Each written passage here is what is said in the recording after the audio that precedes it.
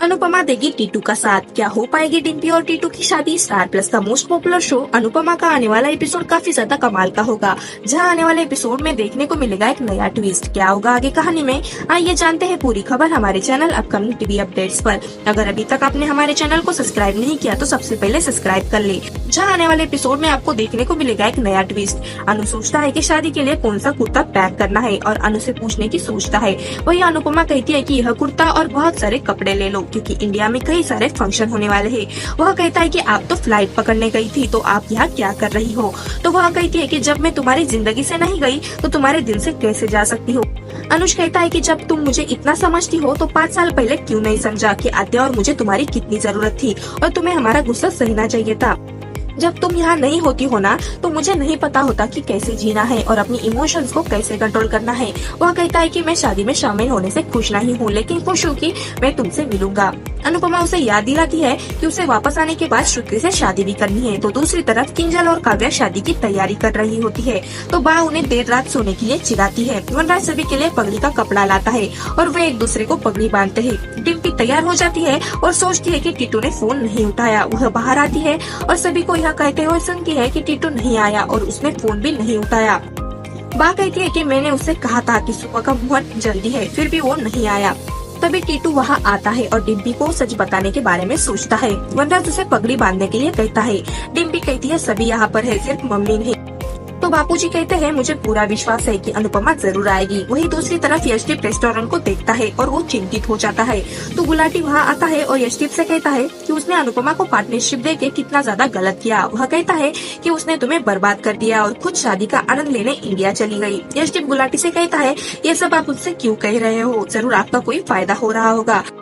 गुलाटी यशदीप से कहता है हाँ, मुझे ये रेस्टोरेंट चाहिए, मुझे ये फिर से खोलना है मेरे नाम से। तो टीटू डिम्पी को बताता है कि उसने कई बार उसे फोन किया था। वह कहती है वो बा, किंजल और काव्या के साथ थी। टीटू कहता है डिम्पी मुझे तुमसे बहुत जरूरी बात बतानी है और उसे रात को कहीं बाहर मिलने के लिए कहता है। तो दूसरी तरफ यशदीप कहता है कि यह रेस्टोरेंट हमारे लिए मंदिर जैसा है और मैं इसे नहीं बेचूंगा। मुझे पता है कि यह किसी न किसी की तो साजिश है और मैं उसे ढूंढ के निकालूंगा। गुलाटी उसे भावुक न होने के लिए कहता है। यशदीप कहता है कि भावुक होने का एक फायदा है। वो कहता है कि उनका रेस्टोरेंट भी खुलेगा और लॉयल कस्टमर भी आएंगे। तो शाह हाउस में टीटू डिम्पी को अकेले देखता है और उसके पास चला जाता है और कहता है वो उसे अपने अतीत के बारे में कुछ बताना चाहता है। वनराज को लगता है कि टीटू और डिम्पी यहाँ नहीं है और जांच करने के लिए वो उठ जाता है। टीटू डिम्पी से कहता है कि वो उसके अतीत के बारे में कुछ बताना चाहता है और उसे पहले ही बताना चाहता था लेकिन नहीं बता सका, और वो डिम्पी से सॉरी भी कहता है।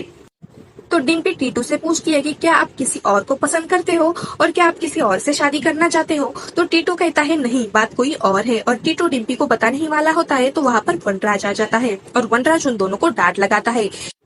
इस वजह से उन दोनों की बात पूरी नहीं हो पाती। वनराज को टीटू पर शक होता है कि कहीं टीटू उसके बनाए प्लान पर पानी ना फेर दे।